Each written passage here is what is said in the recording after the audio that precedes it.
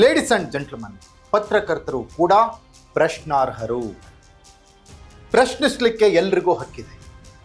ಪತ್ರಕರ್ತರು ಹೇಗೆ ಸಮಾಜವನ್ನು ಪ್ರಶ್ನಿಸ್ತಾರೋ ಅದೇ ರೀತಿ ಪತ್ರಕರ್ತರು ಎಡುವುದಾಗ ಕೂಡ ಪ್ರಶ್ನಿಸೋದು ಪ್ರತಿಯೊಬ್ಬರ ಹಕ್ಕಾಗಿರುತ್ತೆ, ಅದು ಅವರ ಕರ್ತವ್ಯವೂ ಆಗಿರುತ್ತೆ. ಆದರೆ ಪ್ರಶ್ನಿಸುವ ಮೊದಲು ಸತ್ಯಾಸತ್ಯತೆಯನ್ನು ತಿಳಿದುಕೊಳ್ಳೋದು ಪ್ರತಿಯೊಬ್ಬ ಪತ್ರಕರ್ತನ ಜವಾಬ್ದಾರಿ ಕೂಡ. ಯಾರೇ ಆಗಿರ್ಬೋದು, ನಾನಾಗಿರ್ಬೋದು, ಮತ್ತೊಬ್ಬರಾಗಿರ್ಬೋದು, ಅಥವಾ ಅಜಿತ್ ಹನುಮಕ್ಕನವರು ಅವರು ಕೂಡ ಆಗಿರ್ಬೋದು. ಯಾವುದೋ ವಿಚಾರ ಅಂತ ಬಂದಾಗಲೂ ಕೂಡ, ಏನೇ ಪ್ರಶ್ನೆ ಎತ್ತಿದ್ರು ಕೂಡ ಅದ್ರ ಹಿಂದೆ ಒಂದು ರಿಸರ್ಚ್ ಅನ್ನೋದಿರುತ್ತೆ, ಪೂರಕ ದಾಖಲೆಗಳು ಅನ್ನೋದಿರುತ್ತೆ. ಕಾನೂನು ಹೇಳ್ತಾ ಇರುತ್ತೆ ಒಂದು ಕಡೆ, ಮತ್ತೊಂದು ಕಡೆ ಸತ್ಯ ಹೇಳ್ತಾ ಇರುತ್ತೆ. ಇದರ ನಡುವೆ ಯಾವುದನ್ನು ಪ್ರಚಾರ ಮಾಡಬೇಕು, ಯಾವುದನ್ನು ಪ್ರಚಾರ ಮಾಡಬಾರ್ದು ಅನ್ನುವ ವ್ಯವಧಾನ ನಮಗಿರ್ಬೇಕಾಗತ್ತೆ ಪತ್ರಕರ್ತರಿಗೆ. ಅದು ಒಬ್ಬ ಮೆಚೂರ್ಡ್ ಪತ್ರಕರ್ತನಿಗೆ ಸಾಧ್ಯ. ಬೇರೆಯವರಿಂದ ಅದನ್ನ ನಿರೀಕ್ಷೆ ಮಾಡೋಕ್ಕಾಗಲ್ಲ. ಆ ಪ್ರಶ್ನೆ ಬೇರೆ. ಪ್ರಶ್ನೆಗಳೇನೇ ಇರಲಿ, ಅಜಿತ್ ಹನುಮಕ್ಕನವರು ಹಾಗೂ ಅವರ ಕುಟುಂಬ ಭಾಗವಹಿಸಿದೆ ಎನ್ನಲಾದಂತಹ ಭ್ರಷ್ಟಾಚಾರ ಪ್ರಕರಣದ ಸತ್ಯಾಸತ್ಯತೆ ಏನು ಹಾಗಾದ್ರೆ? ಅದ್ರ ಹಿಂದಿರುವ ನಿಗೂಢ ಕಾರಣ ಏನು ಹಾಗಾದ್ರೆ? ಅಜಿತ್ ಇಲ್ಲಿ ಟಾರ್ಗೆಟ್ ಆಗ್ತಿದ್ದಾರಾ? ಅಜಿತ್ನ ಟಾರ್ಗೆಟ್ ಮಾಡ್ತಾ ಇರೋದು ಯಾರು? ಅಜಿತ್ ಟಾರ್ಗೆಟ್ ಆಗಲಿಕ್ಕೆ ಕಾರಣ ಏನು? ಒಬ್ಬ ಪತ್ರಕರ್ತ ದಶಕಗಳ ಕಾಲ ಕೆಲಸ ಮಾಡಿರೋರು ಈ ರೀತಿಯ ವಾಗ್ದಂಡನೆಗೆ ಒಳಗಾದಾಗ, ಆರೋಪಕ್ಕೆ ಗುರಿಯಾದಾಗ ಸತ್ಯಾಸತ್ಯತೆ ಜನರಿಗೆ ತಿಳಿಸ್ಬೇಕಾಗಿರೋದು ಮತ್ತೊಬ್ಬ ಪತ್ರಕರ್ತರಾದ ನಮ್ಮ ಕರ್ತವ್ಯ ಮತ್ತು ಜವಾಬ್ದಾರಿ ಕೂಡ. ಇವತ್ತು ಅಜಿತ್ ಮೇಲೆ ಬಂದಿರುವಂತಹ ಕೋಟಿ ಲೂಟಿಯ ಭ್ರಷ್ಟಾಚಾರದ ಆರೋಪ, ಅದರ ಸತ್ಯಾಸತ್ಯತೆ ಬಗ್ಗೆ ನಿಮ್ಗೆ ಹೇಳ್ತೀನಿ. ನೆಲ ಜಲ ಭಾಷೆಗಾಗಿ ಪ್ರಾಮಾಣಿಕ ಪತ್ರಿಕೋದ್ಯಮ, ಇದು ಫೋಕಸ್ ಟುಡೇ. ನಾನು ಹೇಮಂತ್.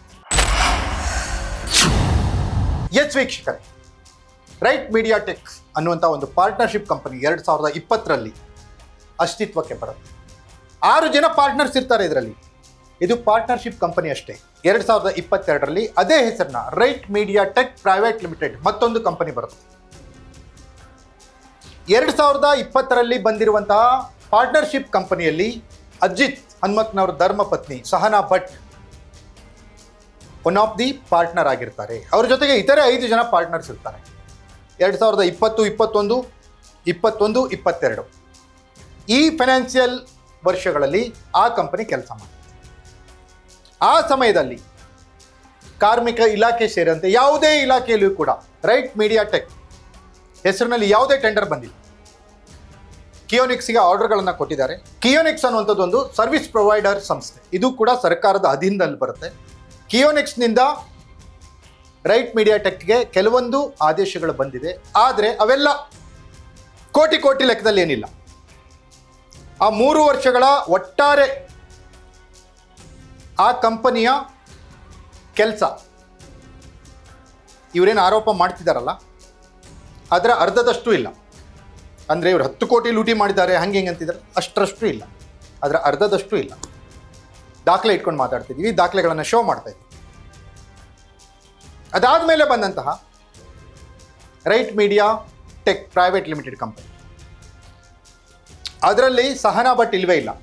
ಅಂದರೆ ಅಜಿತ್ ಅವರ ವೈಫ್ ಅವ್ರು ಇಲ್ವೇ ಇಲ್ಲ, ಅಜಿತ್ ಅವರ ಧರ್ಮಪತ್ನಿ ಆ ಕಂಪನಿಯಲ್ಲಿ ಇಲ್ವೇ ಇಲ್ಲ. ಇದು ದುರುದ್ದೇಶಪೂರ್ವಕವಾಗಿ ಮಾಡ್ತಾ ಇರುವಂತಹ ಅಪಪ್ರಚಾರ ಅನ್ನುವಂಥದ್ದು ಮೇಲ್ನೋಟಕ್ಕೆ ಗೊತ್ತಾಗುತ್ತೆ. ಕಾರಣ ಏನು? ಅಜಿತ್ ಅವ್ರು ತಪ್ಪಿದೆ ಬೇರೆ ಬೇರೆ ವಿಚಾರಗಳಲ್ಲಿ.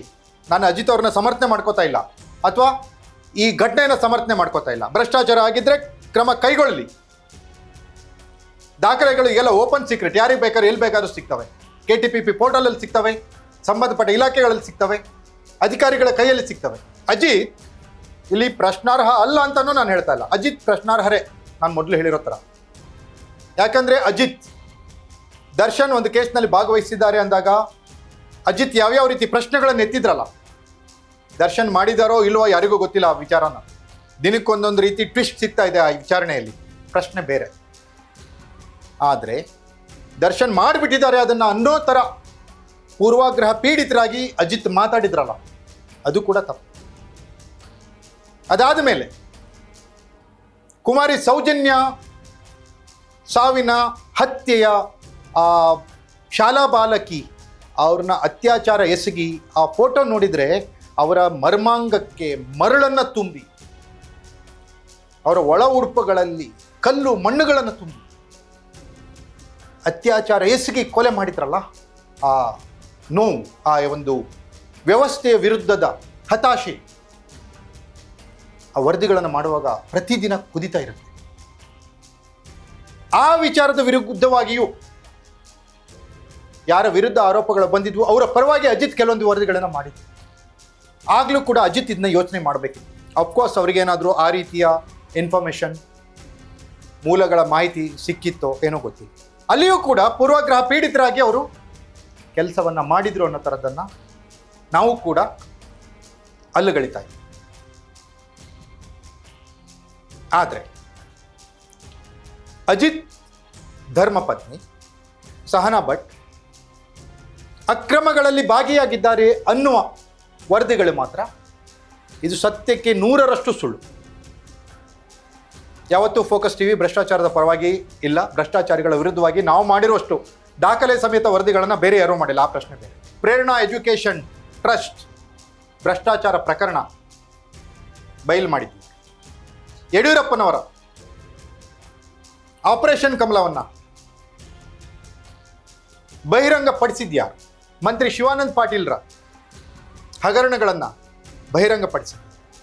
ಬೆಂಗಳೂರಿನ ಒಬ್ಬ ಸಲಿಂಗಕಾಮಿಯ ಲೀಲೆಗಳನ್ನು ಬಹಿರಂಗಪಡಿಸಿದ್ಯಾರು? ಇದಕ್ಕೆಲ್ಲ ಉತ್ತರ ಒಂದೇ, ಫೋಕಸ್ ಟಿವಿ.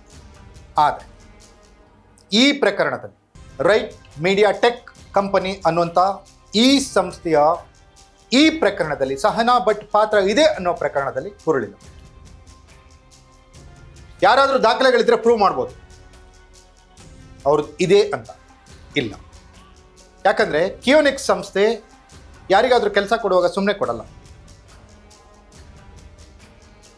ಹಂಗೇನಾದರೂ ಇದ್ದರೆ ದೊಡ್ಡ ದೊಡ್ಡ ಕಂಪನಿಗಳ ಕೆಲಸಗಳು ಯಾವ ರಾಜಕಾರಣಿಗಳ ಮಕ್ಕಳಿಗೆ ಸಿಗ್ತಿರೋದು ಆ ರೀತಿ ಪ್ರಭಾವ ಇದ್ದರೆ, ಆ ಥರದ್ದಿಲ್ಲ. ಎಲ್ಲ ಕೆಲಸಗಳು ಇನ್ಫ್ಲೂಯೆನ್ಸ್ ಇದ್ರೇ ಸಿಗಲ್ಲ. ವ್ಯವಸ್ಥೆ ಅಷ್ಟರ ಮಟ್ಟಿಗೆ ಹದ್ದು ಬಸ್ನಲ್ಲಿದೆ. ಆದರೆ ಇದೇ ಸಂದರ್ಭ ಅಂತ ಹೇಳಿ ಎಸ್, ದರ್ಶನ್ ವಿಚಾರದಲ್ಲಿ ಅಜಿತ್ ತಪ್ಪು ಮಾಡಿರ್ಬೋದು, ಅದು ಅವ್ರಿಗೆ ಬಿಟ್ಬಿಡೋಣ. ಧರ್ಮಸ್ಥಳದ ಸೌಜನ್ಯ ಸಾವಿನ ಪ್ರಕರಣದಲ್ಲೂ ಅಜಿತ್ ಏಕಪಕ್ಷೀಯವಾಗಿ ನಡೆದುಕೊಂಡಿರ್ಬೋದು, ಅದನ್ನು ಸರಿ ತಪ್ಪು ಪಾಪ ಪುಣ್ಯ ಅವರ ಬೆನ್ನಿಗೆ ಬಿಡೋಣ. ಆದರೆ ಅಜಿತ್ ಧರ್ಮಪತ್ನಿ ಅನ್ನುವ ಏಕೈಕ ಕಾರಣಕ್ಕೆ ಸಹನಾ ಭಟ್ ಅವ್ರನ್ನ ಈ ವಿಚಾರಗಳಲ್ಲಿ ಎಳೆದು ತರೋದಿದೆಯಲ್ಲ, ಇದು ಅಕ್ಷಮ್ಯ. ಇದಾಗಿತ್ತು ಫೋಕಸ್ ಟುಡೇ. ನೆಲ ಜಲ ಭಾಷೆಗಾಗಿ ನೋಡ್ತಾ ಇರಿ ಫೋಕಸ್ ಟಿವಿ.